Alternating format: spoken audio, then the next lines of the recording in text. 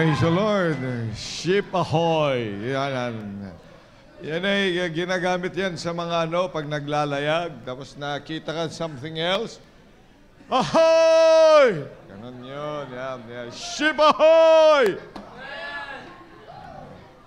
Ganun din pag nagso-soul winning yan, hindi ka naman po pwede magsabing, alam mo ba, baka sakaling pumunta ka ng impyerno. Dapat hindi. Dapat talaga hey, you're going to die and you go to impyerno.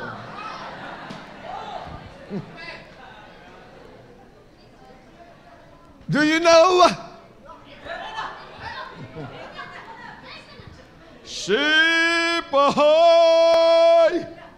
Sige nga, kayo nga, nakatayo na rin lang kayo. Sabi nga, sige, ready, go! Ship ahoy! Pamira yan ba? Ship ahoy! May ganun pa nga pala. Meron okay. Kayo nga, ready, go! Ship ahoy! Yun, pambihira. Pwede kayo sa choir. Dapat pag nagpipreach din talaga, malakas ang boses. John the Baptist. Okay, tayong lahat po ay magsitayo. At buksan natin ang ating mga Bibles. We are still on Matthew chapter number 6.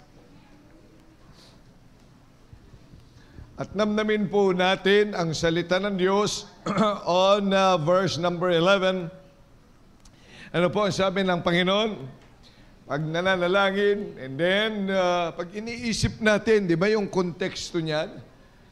Ang panalangin, hindi lang in the morning, in the afternoon, although yung kanta sa choir, ay sa Sunday school, I'll pray in the morning, I'll pray in the afternoon, and I pray in the evening. Ang ibig sabihin talaga nun, we pray not only daily, but we pray unceasingly. Hindi talaga dapat na tumitigil. Kahit nga nagda-drive, di ba nagpe-pray? Hindi nga lang napikit. Pag naglalakad, pag nakasakay sa jeep, yung iba tulog, pero others can pray. Kaya bang mga sinusundo, nagpapasundo, kapag tayo ay, yung driver ninyo ay puyat, alas 11 pa makakauwi, sabi nung nag-testify sa atin, pinagpipray ba sila o kayo ang unang tulog?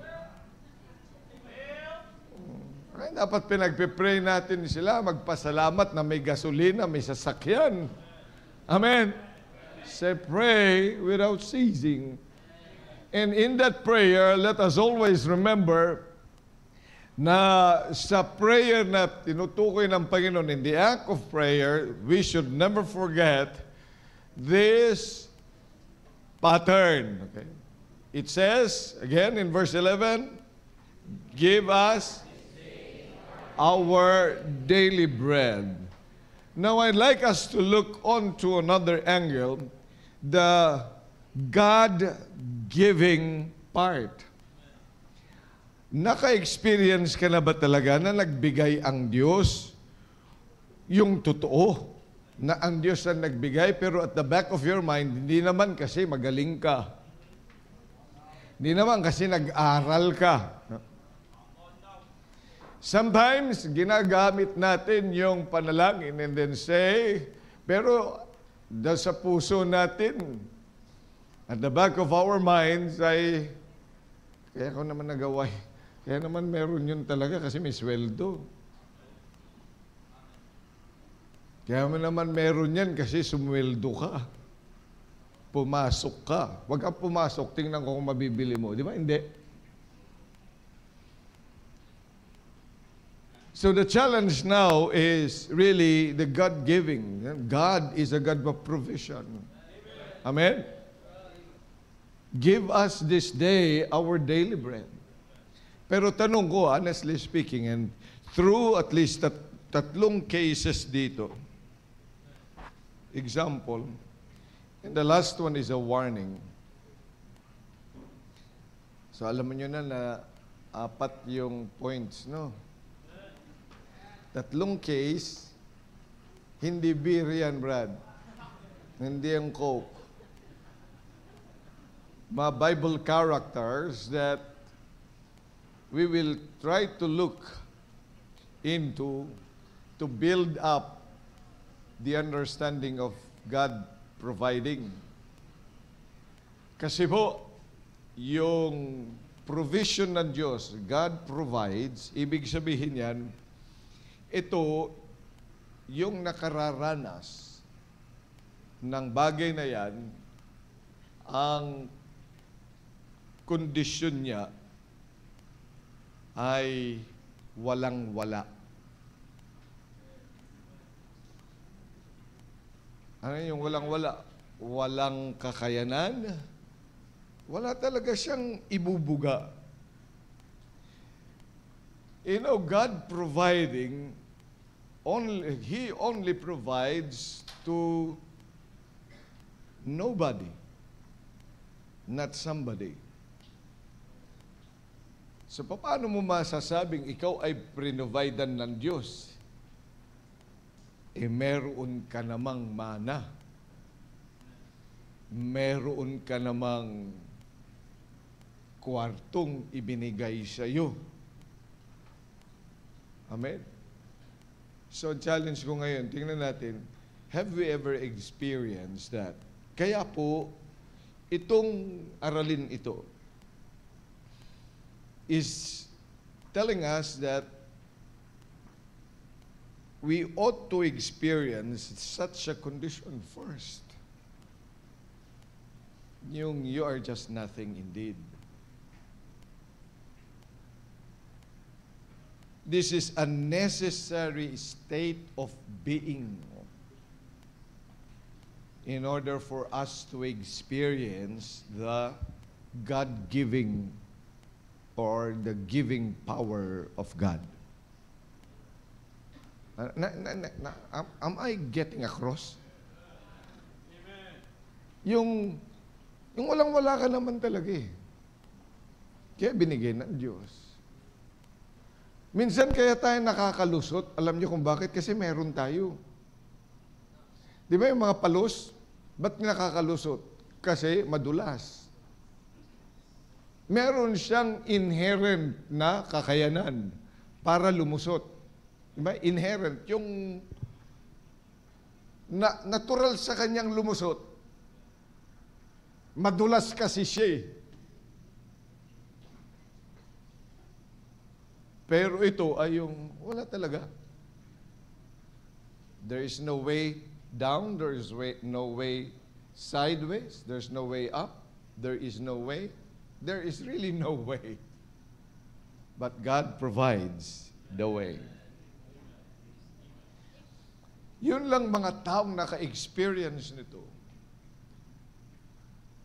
Yun lang yung makakapagpasalamat ng totoo sa Diyos. At maiintindihan niya itong salita ng Panginoon.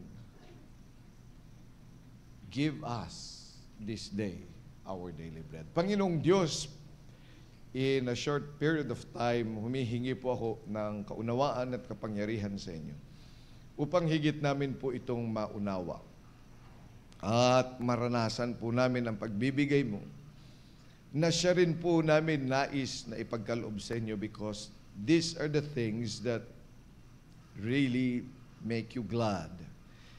Tulungan niyo nga po kami, Panginoon, makaunawa and may we be able to experience these things in our lives. In Jesus' name we pray. Amen. Take your seats. Okay? At alam kong sabik nang maglaro ang mga kabataan.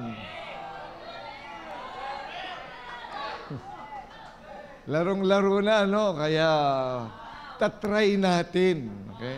Sa biyaya ng Diyos na habulin natin ang oras. Amen? Okay. So, but I hope you get the reason for this. Dapat talaga kasi ay maunawa natin yan na dapat yung estado mo, yung isip mo, yung state of mind mo, yung state of being mo, yung kondisyon mo ay talagang yung walang-wala. Para ma-experience mo yung kapangyarihan talaga ng Diyos na binigyan ka nga. Wala ka talaga niyan. And you do not know where to get it. Pero ang Diyos ang nagbigay that you really do not know na doon pala ibibigay ng Diyos. Sa Kanya pala yun. Kasi yung isip mo ay talagang, wala eh, saan kaya? Sa lahat ng aking kakayanan, sa meron ako, sa lahat ng aral ko, ay wala ako nito. But where will I get it? From above! At yun ang kailangan po natin. Huwag na tayo doon. Ang Kristyanismo kasi natin kung minsan ay masyadong mababaw. Ang pananampalataya natin sa sinasabi natin, God will provide. Pero may mga magulang nagsasabi, God will provide, pero may pera na yun. Oh, may nakalaan na. Meron na siyang plano noon pa. Meron na siyang savings. Amen. Meron eh. Huwag nga tayo maglokohan kasi mas alam ng Diyos yun. Kaya kuminsan ay kaya tayo nakakapagmayabang. Bakit? Kasi we think that it came from us. So hindi mo talaga ito ma-experience. Kaya maging sa pagbibigay natin sa simbahan, for example, yung ibinigay mo, finances, yung ibinigay mo sa simbahan, pag tinignan natin yung ating giving, did you receive your giving report? Sa tingin mo, bakit mo naibigay yun? Kasi yung sweldo mo, ito yun. Commensurate yun. Kung faithful ka, nagbabalik ng iyong tithes, at ang tithes mo ay suma total ng 6 months, ay meron kang 100,000, how much have you received? How much have you received for 6 months? 100,000 yung iyong na-tithes. Then you had 1 million.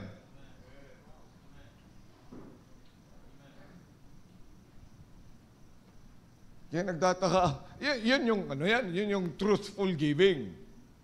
Amen. Kasi may na-receive ka. Truthful giving yun. Kung may trabaho ka. Ngayon, tingnan mo ngayon, yung giving mo. Amen. Tapos itotal mo yan. Kung mas malaki talaga yung kinikita mo sa ibinigay mo, pag tinignan mo yun, pag iminenos mo yun, yun talaga yung galing sa Diyos. Kasi may trabaho ka eh. Di ba? Pag nagtatrabaho ka. Nakakaintindihan ba tayo? Siguro hindi naintindihan ako ng mga young people kasi wala silang sweldo. O di allowance na lang. May allowance ka. Sabi niya, tatay, wala akong allowance.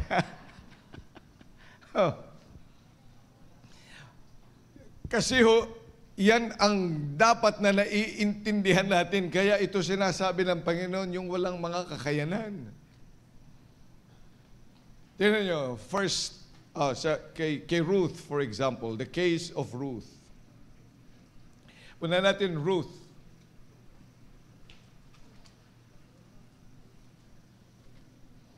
Bakit natin sinasabing walang-wala si Ruth? Hindi po si Ruth Bardelosa yan, ha? Ano yan? Milyonarya yan.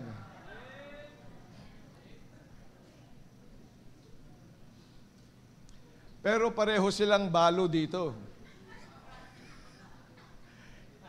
Si Ruth, balo ito, si Ruth. Oh. Pero si Ruth dito, walang anak. Si Ruth naka-anim, no? Ay, 4 lang pala, sorry ha. 4. Asan yung mga anak mo? Asan yan? Andyan ba sila?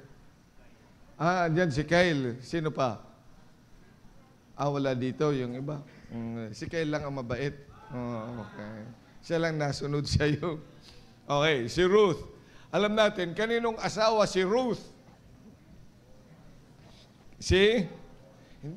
Wag mo na isipin yung si Ruth Bardilosa. Si Ruth. Sino yung asawa ni Ruth? Si Malon o si Kailon?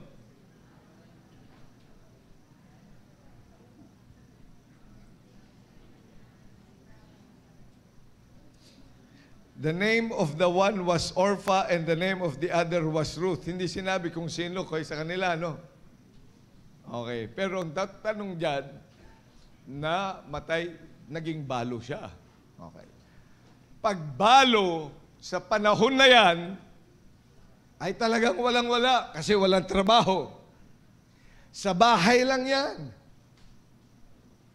Wala yung pensyon, hindi kagaya ngayon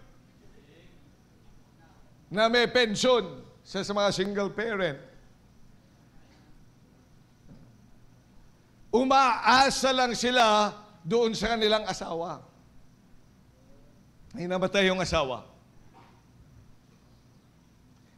Yung kanyang biyanan na kanyang nagisnan o na nakilala ay namatay din yung lalaki. Biro mo yun? Sa dalawang balo, nandun si Ruth, parehong balo at saka si Naomi. Tapos yung isa pa niyang anak ay ganun din, namatay din yung lalaki. Meron ding naiwan din balo. So 3 balo sa isang bahay. The 3 balo doon sa panahon na yan. Yung isa hindi nakatiis. Umuwi sa Moab. Pero yung si Ruth, ano sabi niya? Hindi niya iniwan si Naomi. At dito sa Ruth, makikita natin na pinauuwi na si Ruth sa iba, sa kanya. Kasi wala rin naman si Naomi. Sino ba si Naomi? Si Naomi, yan ay Israelite, kasama si Elimelech at ang kanyang 2 anak na lalaki na si Malon at saka si Kilion na nagpunta doon sa Moab dahil nga mayroong famine doon sa Promised Land. Biro mo yan? Promised Land, nagkaroon ng famine. Pero Promised Land yun. A land flowing with milk and honey. Pero dahil sa katigasan yan. That's another story, ladies and gentlemen. Sa susunod, sa pag-uusapan natin yan. Huwag ko munang idagdag dito kasi hahaba. No? Okay. So yan yan. Kaya sila napadpad dito sa lugar na yan. Ba't nawawala na ako ng boses? Sino nagpipray sa inyo yan para bumilis ako? Kukontrahin ko ng panalangin yan. Okay. Nasaan na tayo? So, walang-wala. Pagkatapos, namatay yung mga asawa nila, pambihira, no? Nung klaseng buhay yun. Naiintindihan niyo ba? Na wala yung breadwinner. Tapos sila ng 3 sa bahay. Ano kaya ang mangyayari dyan? Magsasabunutan na lang sila. Ikaw na lang gumawa doon. Ano? Kaya umuwi na lang yung isa. Sino to? So, Orpha. Hindi si Oprah yan, ha? No, yung Oprah, yung Amerikana na, na black. Wag negra. Balibhasa negro ka. Okay. Anyway. Ayan yun. Yan, malis na siya. Pero 2 na lang sila. Kaya nga si Naomi, sabi niya, wag niyo na akong tawaging Naomi. Tawagin niyo na lang akong Mara. Alam niyo Mara, ibig sabihin na Mara. Mapait, Oo, mapait. Hindi na kasi mapait ng buhay ko. Dati-dati ay matamis at fruitful. Pero ngayon ay walang-wala na. Kaya napilitan na siya na bumalik at pinauuwi na rin niya kasi kargo pa niya si Ruth. Pero Ruth, ano sabi sa verse number 16? Ano sabi? And Ruth said, entreat me not to leave thee, or to return from following after thee, for whither thou goest, I will go, and where thou lodgest, I will lodge. Thy people shall be my people, and thy God, my God. Tingnan mo yung ang lakas ng loob. Hindi ba niya alam na kaya sila umalis doon? Kasi mayroong gutom. May taggutom. Pagkatapos ang sasamahan pa niya, balo din kagaya niya. Anong meron sa kanya? Except that, he said, thy God shall be my God. Yun lang yung pinanghawakan ni Ruth. And so when they went back to Bethlehem, Judah. At maraming salamat naman na meron pa rin siya, meron yung sinamahan niya, ay meron pa rin mga kinspeople, may mga kinsmen. Meron pa rin siyang mga naging mga kasama doon. But she started yung sa pagkukuha lang ng mga, yung mga nalalaglag doon sa ani. Okay? Yung inaani nila. So, you see, sumama siya, but because she knows that her God is different from hers, sinabi niya, tinakwil na niya yung Diyos niya. Sa Moab, yung mga Moabites, ibang Diyos nila. But she trusted the God of Naomi. Pumunta siya doon, hindi niya alam ang mangyayari sa kanyang buhay. Except that your people shall be my people and your God shall be my God. Matindi yan. Balo, walang iniwan yung dati nilang bahay, dati nilang lupa doon sa kanilang lugar. Hindi nila for 10 years or 10 years ay ang haba na ng panahon na nangyari.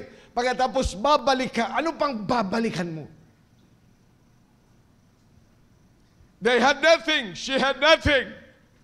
But what she only knows is that there is God. Kaya nung pagbalik nila doon, ay siya din. Pag binasa nyo yan, huwag na nating basahin isa-isa. Trust me that I'm telling the truth. If you cannot trust me, read the book of Ruth tonight and tomorrow and the next day after. Basahin mo yun. Yung storyang yan. Makikita mo na nag-umpisa na para lang may makain sila, anong ginawa niya? Kung ano lang inuutos sa kanila at anong ginagawa, hindi nila practice yun doon sa Moab.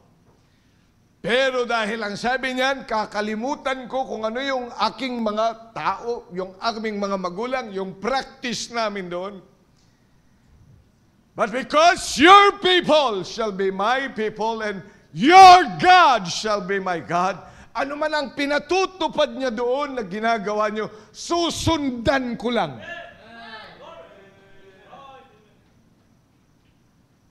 So pagbalik nila doon, nandun siya sa bahay, kailangan nilang kumain.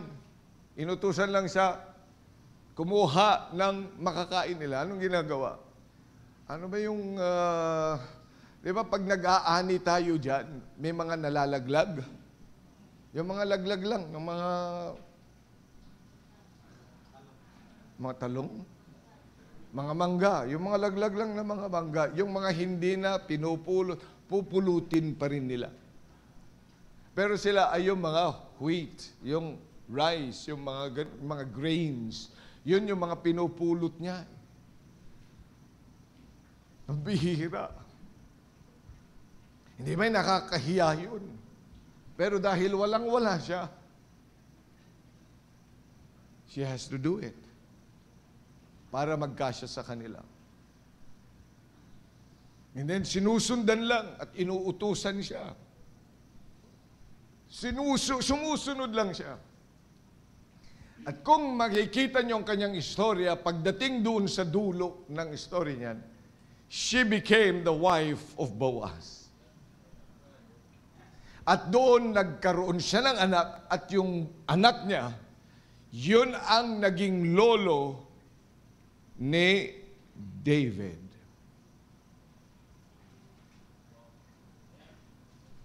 Napasabit. Walang-wala a nobody. At natala yung pangalan niya sa Book of Matthew. Nakita niyo yung pangalan niya doon, di ba? It's because she trusted. Yun ang totoo, walang-wala. But because she just followed and followed and followed, she was blessed of God. Amen? Ito yung totoong naging, give us this day our daily bread. Walang-wala po ako. Hindi ko alam kung bakit ayaw niyang bumalik doon sa Moab. We can only guess. Ano ba nakita niya kay Naomi? O ano ang kanyang experience doon sa kanyang lahi? We don't know. The Bible is silent. Pero ang maliwanag lang doon is that she knew that Naomi has a God that's different from them. And she knew that although si Naomi was the same widow as she is, and yet there is still, she saw still in Naomi a light.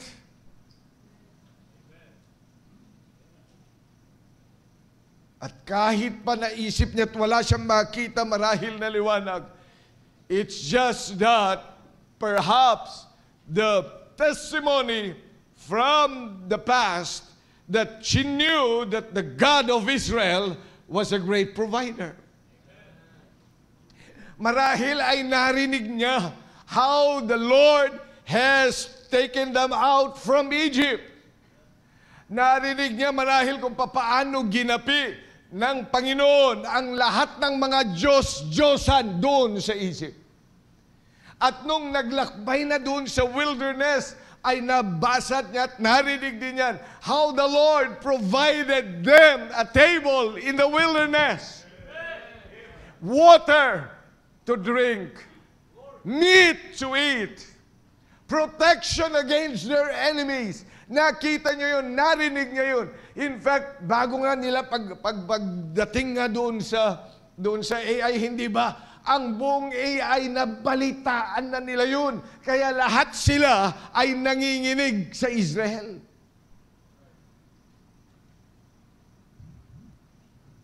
At yan ay hindi lingid kina Ruth sa Moab.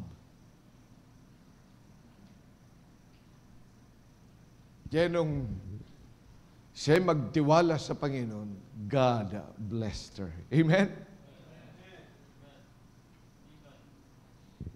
Kaya po sa gawain ng Diyos, are you saved? Ay dapat talaga yung state of mind natin pag sa gawain ng Diyos, ay walang-wala. Hindi na pupunta sa simbahan at iisipin mo na, you have something else. Ang lahat na meron tayo'y basura. Hindi yan, kailangan ng Panginoon, kailangan yan siyang maglagay.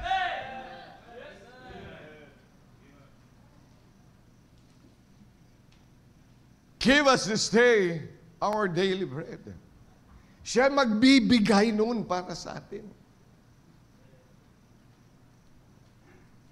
Tingnan mo mga mayayabang lang. Di ba? Hindi mo maturuan. Kasi mayabang nga eh. May kaya. Bago-bago pa lang. Pagkatapos ay sasabihin niyang may baguhin na dapat ito. Alam mo, Baptist Church, kahit mang pinsan, pag mga pastor, naririnig ko yun. Sabi ko, bihira, babaguhin mo. Ay, hindi ba kayo tinanggap lang yan ng simbahan? Tapos doon tayo lumago sa simbahang yan. Ngayon, nung malago ka na, sasabihin mong, nagbago ka na, kasi mas mataas ka na. Aba, may problema. Wala tayong dapat babaguhin doon. Amen? Oh. Kaya nga heritage. See, that's the case of Ruth. And second is the case of Hannah. Tingnan niyo sa 1 Samuel. 1 Samuel.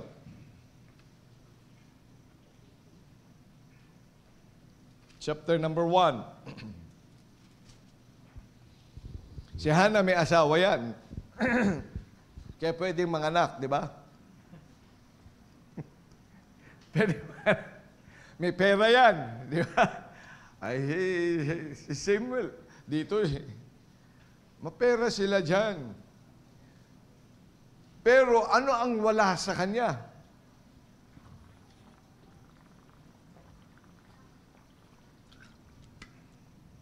Ano ang wala kay Hannah?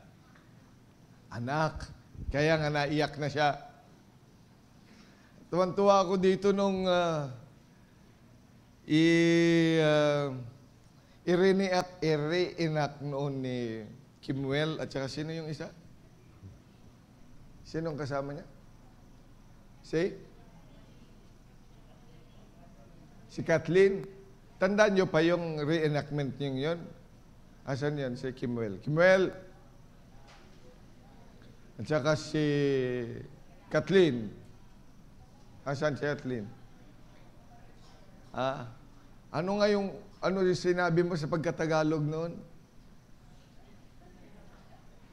Ito yun eh. Ito yung sinabi nila noon eh. Oo. Ano sabi?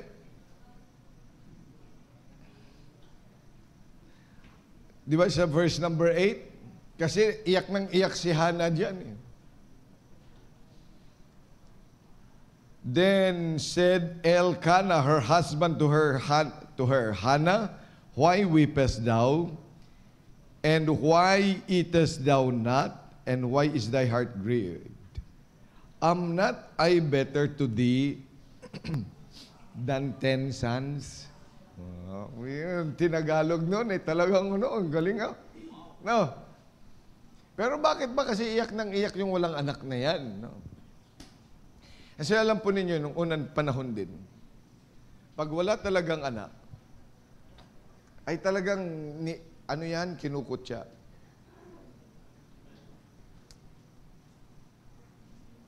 Hindi kagaya sa Pilipinas, o kaya sa ating panahon, hindi na masyado yan. Pero, yung problemang yan, hindi kasi natin masyadong maintindihan eh. No? Pero sa kanilang panahon, napakahalaga yung bagay na yan. Kaya nga nag-aaway pa sila. Tandaan nyo nga si Jacob, di ba? Yung dalawa niyang asawa. Bihira ba? Kasi dalawa yun eh. No? Nag-aaway sila tungkol sa anak. Mahirap talaga yun. So wala siyang kakayanan, mga anak, magkaanak. So, anong ginawa niya? Verse number 9. So, Hannah rose up after they had eaten in Shiloh, and after they had drunk. Now Eli the priest sat upon a seat by a post of the temple of the Lord, and she was in bitterness of soul, and prayed unto the Lord, and wept sore. Ayan. Talagang nanalangin siya kasi talagang mahirap sa kanya. Because she is being reproached, and then also the burden is in her. Hirap na hirap ang kanyang buhay. At wala siyang kakayanan. Hindi naman siya ang may likha. Hindi siya nagbibigay talaga nun. She had nothing. She cannot do anything about it. Pero ano lang ginawa niya? She had her God. She learned that God provides. So anong sinabi niya dito? Verse number 11.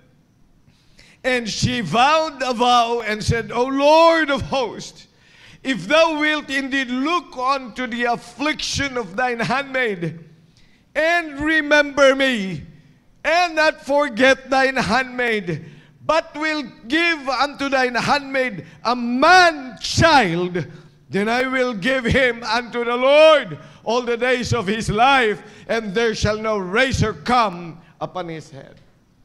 Biro mo yun.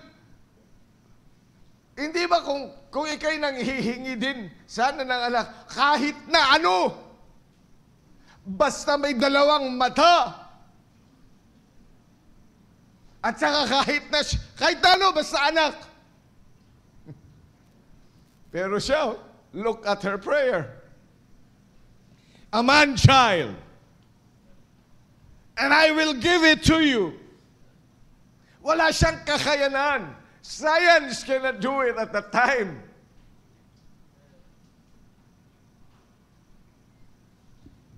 Wala pang experiences na ganyan. But she went to God. Kaya yung ibinigay niya ay bunga ng kanyang marubdob na panalangin. In fact, it was a prayer that was misunderstood. Ano sabi sa verse number 12? And it came to pass as she continued praying before the Lord. Pero hindi lang minsan siya, she continued praying. Hindi ko alam kung paulit-ulit yun, pero umiiyak siya talaga sa Panginoon. Pouring out her heart to the Lord. Because she was asking for a man-child that she can give to the Lord. So she continued praying. And she was speaking in her heart, verse number 13, only her lips moved, but her voice was not heard. Therefore, Eli thought she had been drunken. Lasing ito. Biro mo nagsasalita na walang boses, nakapikit. Sige nga, try mo. Try mo nga, Ken. Tapos nakaganyan ka. Di ba? Pang ganan din. Eh? Oo. Sa tingin mo, Lando? Yan ang pambira, mag-aalas 7 na. Nasa case number 2 pa lang tayo. Okay. Okay. So, makita natin dito, kasi 6:30 na ako nagsalita eh. Oh. Nasaan na tayo? And Eli said unto her, How long wilt thou be drunken? Put away thy wine from thee. And Hannah answered, said, No, my Lord, I am a woman of a sorrowful spirit. In other words, I said, I am a person who has nothing. Ako'y nangangailangan sa Diyos. Ako'y nangangailangan sa Kanya that only God can provide. Wala akong mapagsabihan. Alam ko, wala namang may kakayanan sa atin. Kanino pa ako lalapit kundi sa Diyos? And she poured her heart out hanggang sa maubos yung kanyang luha. Hanggang maubos yung sama ng loob niya at nailagay niya doon sa altar. At tingnan niyo nangyari. Verse number 18. And she said, Let thine handmaid find grace in thy sight. So the woman went her way and did eat, and her countenance was no more. Nung makaiyak na siya, hindi kagaya natin kung minsan nakaiyak na dito, mamaya iiyak pa rin doon. Pero talagang iniyak na niya yun sa Panginoon, ibinuhos na niya yung luha niya, ibinuhos na niya yung sama ng loob niya, ibinuhos na niya lahat ng mga pangangailangan niya. And now, I will be satisfied just waiting for that answer. Yun yung sinasabing, God providing, waiting because you have poured it out to the Lord. At alam natin yung istorya sa mga bago. Makita natin dito sa verse number 20, yung kasagutan na yan. Anong sabi sa verse number 20? Wherefore, it came to pass when the time was come about, after Hannah had conceived, and she bare a son, and called his name Samuel, saying, because I have asked him of the Lord. Kaya yun ang ibig sabihin ng Samuel. Talagang hiningi. Siya, hiningi mo ba talaga yan? O nagulat ka na lang?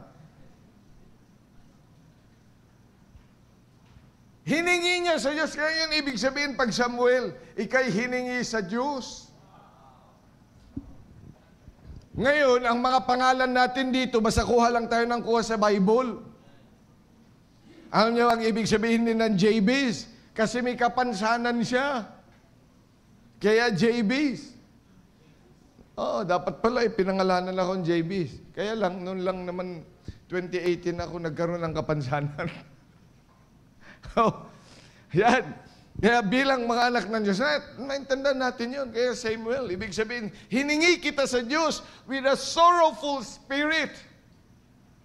Sama ng loob na ibinuhos ko sa Diyos, nanalangin ako doon sa templo at ako'y hiningi ko yun sapagkat yan ay walang-wala ko, hindi ko kaya, walang makakapagbigay sa akin yan, kundi ikaw lang, Panginoon. Amen.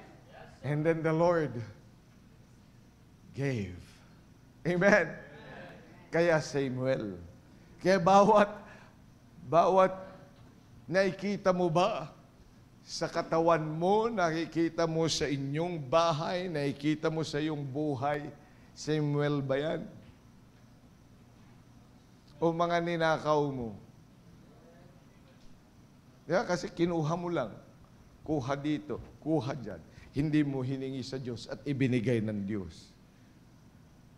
Puwersa mo.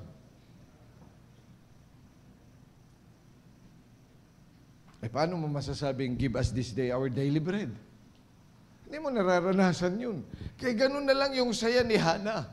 Na pagkatapos niyang ipanganak, si Samuel, and when she has weaned him, ano sabi sa verse 24?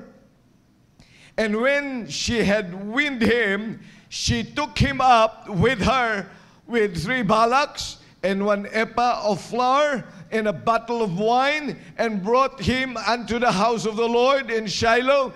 And the child was young. At doon ngayon, dinala niya at iniwan si Samuel doon sapagkat yun din yung hiningi niya. Alam niya, napakagandang example niyan sa mga bagay sa ating buhay na maraming mga bagay na hindi naman natin kaya at wala tayong kakayanan at maging sana yung ating mga pagbibigay at binibigay sa Diyos at ginagawa sa Diyos ay masasabi natin, I have asked of the Lord.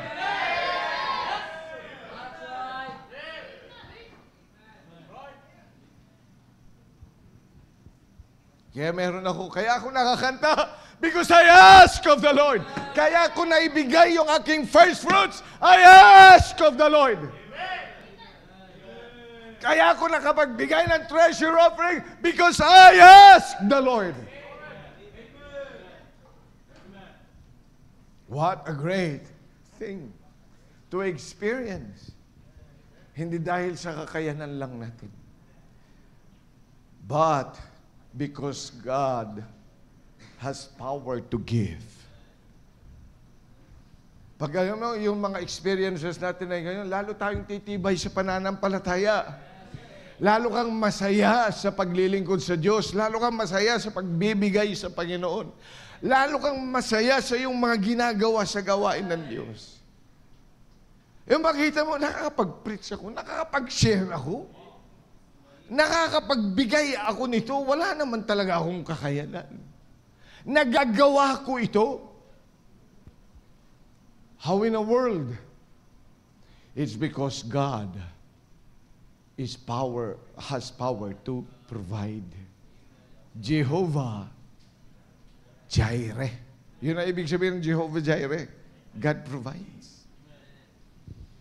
And of course, we see the case of Abraham. Amen.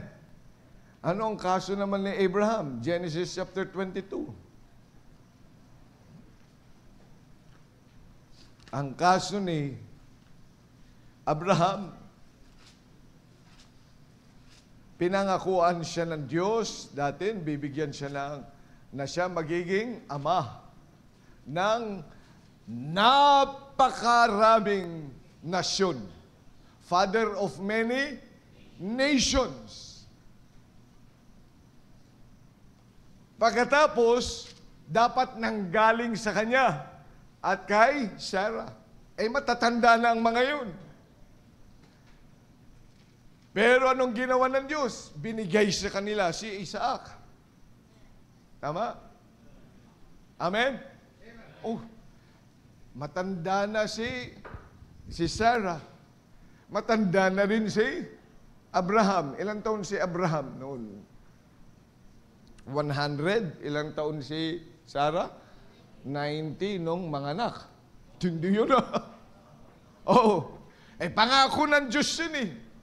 Hiningi ba yun ni Abraham? Hindi niya hiningi yun, di ba? Pangako ng Diyos. Blessing yun ng Panginoon sa kanya. Blessing. Ang sabi ng Panginoon, I will get thee out from thy country and from thy kindred.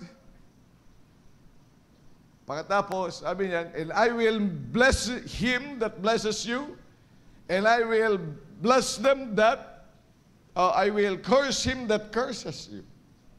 And I will make you a father of many nations. Pangako ng Diyos. Matanda na nga. Pangako ng Diyos yun. Pero binigay yan. Manggagaling sa iyo. Amen? So binigay si Isaac. Pero ngayon, sa Genesis chapter 22, yung kaisa-isang ibinigay, ay anong sabi ng Panginoon sa kanya? Verse number 2. Verse 1 muna tayo. And it came to pass, after these things, that God did tempt Abraham and said unto him, Abraham, and he said, Behold, here I am. And he said, Take now thy son, thine only son Isaac, whom thou lovest, and get thee into the land of Moriah, and offer him there for a burnt offering upon one of the mountains which I will tell thee of. Bihira. Minahal mo na, hindi mo naman in-expect. Hindi mo naman binigay sa'yo. Ngayon, nung minahal mo na, kukunin pa pabalik. Parang bigay bawi.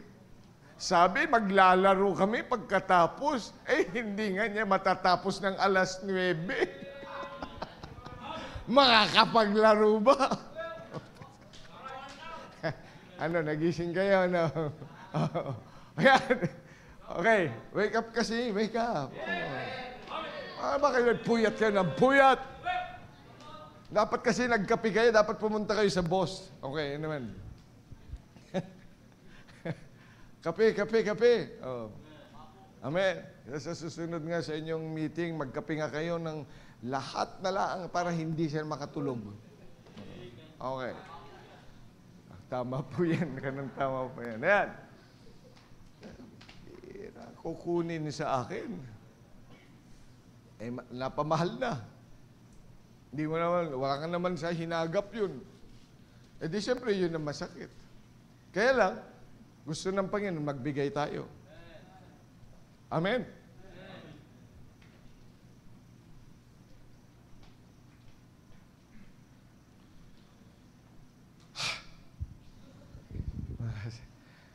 Kaya pag naiintindihan mo si Abraham, parang, hirap talaga nun. But nonetheless, alam mo, mas mahal mo ang Panginoon o yung anak mo? Ay siya, i-offer natin lahat ng panganay.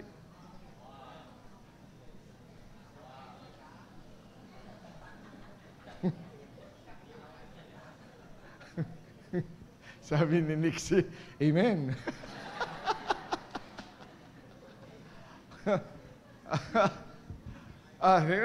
I-offer. May hinihingi ang Diyos eh. Pero hindi naman sa lahat ay yung panganay hinihingi niya. Pwede naman yung bunso. Pwede rin naman lahat. Pwede rin naman yung misis mo. O kaya yung mister mo. Pwede hinihingi ng Diyos. Pwede ba yun, Pastor?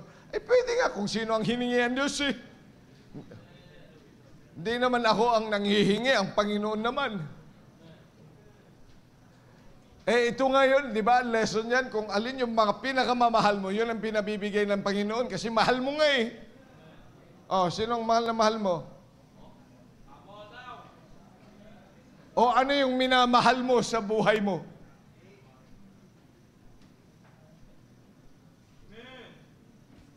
Na makikipagpatayan ka bago mo ibigay. Cellphone mo? Ay ibigay mo na yan sa treasure offering. Tingnan niya, ayaw mo kasi mahal mo yun eh. Yun po yung yun yung reason ng treasure offering. Naging seryoso kayo. Pero yun. Paano yan treasure ko? Mahal na mahal ko ito eh. Valuable sa akin ito. Hindi lang sentimental. It's really valuable.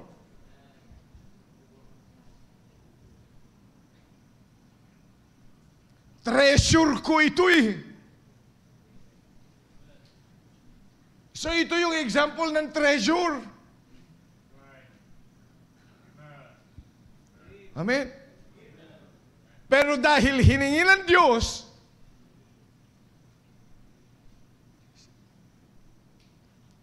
take now thy son, thine only son. Isaac, pambihira, inulit pa.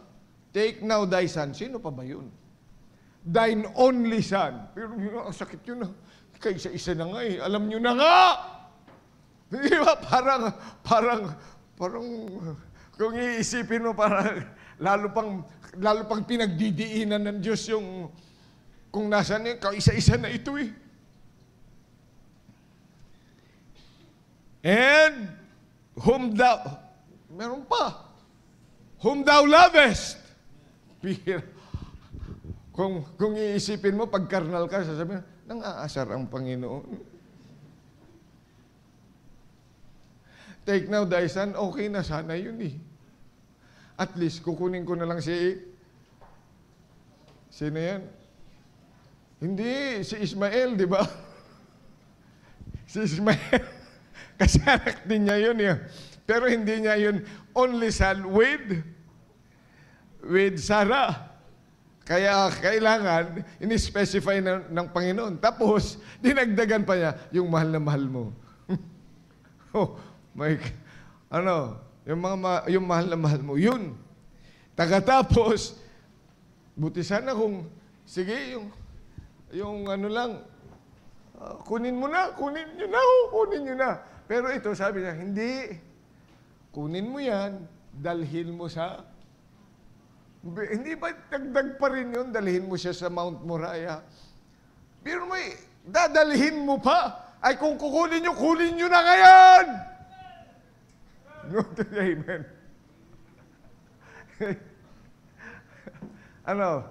Ikaw bang kinukuha ng Diyos?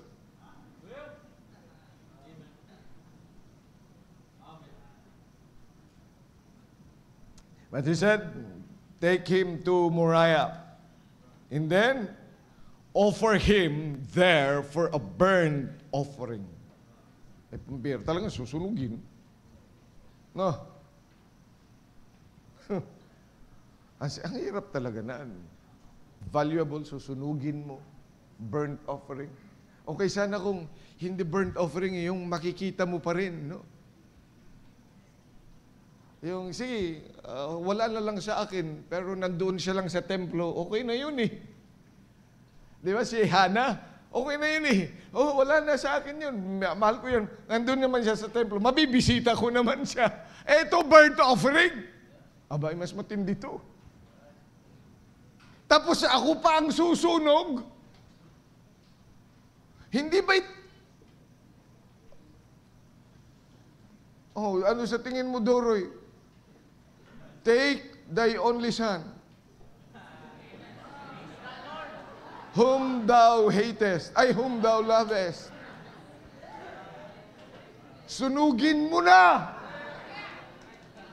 Doon sa lote.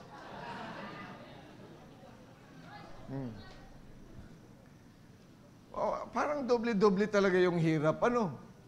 Nag-compound. But nonetheless, he went. Pagkatapos, tingnan nyo pa, kahit mahirap yan, tingnan nyo sa verse number 3, and Abraham rose up what? Baga pa rin. Mabigat ang kalooban, masama marahil ang loob, but he went nonetheless. Early.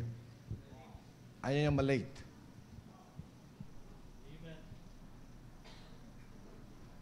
At doon, naglakbay, nakarating, and you know the story.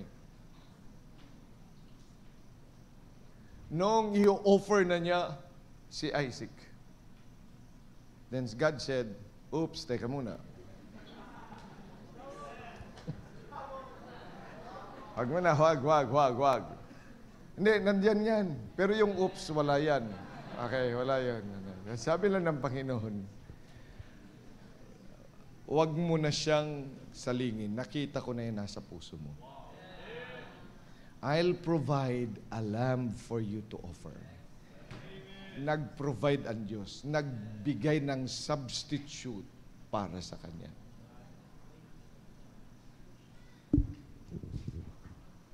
At kung ikaw siguro kay Abraham, you would be happy to do it. Amen?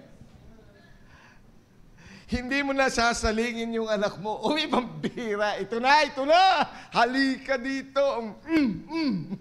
Sunog. Ayos na. Ay di masaya. Because God provides. Ngayon, nung sinasabi ng Panginoon,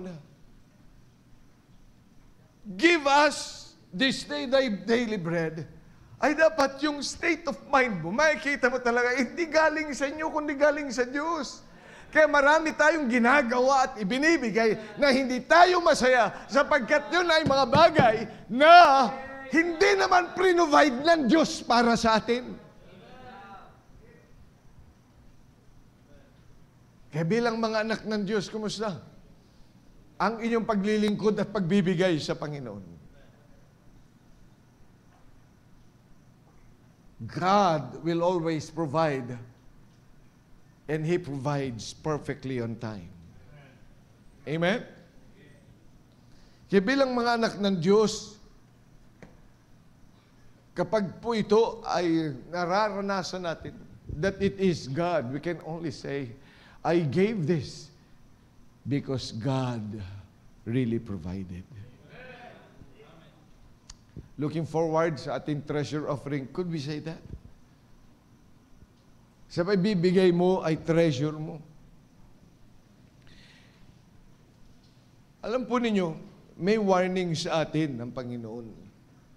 Sa totoo lang, at tayong mga stewards, doon sa Luke chapter 20, there is a story of the Lord that He planted a vineyard, pagkatapos binigyan niya ang mga tao. Ay, pahuli na ako, no? Warning na ito eh, no? O, patapos na. Gising na. So, binigyan niya ng mga tao, makakapaglaro ka na. Okay. Pero makinig ka muna maigi. Kasi warning ito. You know, as stewards, pinagkatiwala tayo, wala naman talagang sa atin yun. Sa Diyos naman talaga lahat. Doon sa Luke chapter 20, sa verses 9 down to 19, I hope you can read that. But let me summarize it. That the man na tinutukoy dito planted his vineyard. Wala siyang kasama. But he planted his vineyard. Nung papaalis na siya, he went and take some stewards or husbandmen para alagaan yung kanyang itinanim. Eh siyempre, inaalagaan mo lang sino nagtanim. The vineyard owner. Eh siyempre, dapat pagkabunga niyan, may binibigay ka. Amen? Eh itong mga taong ito ay greedy.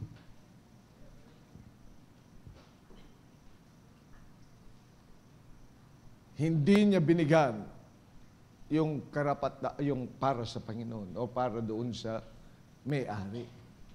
Doon siya nagtanim.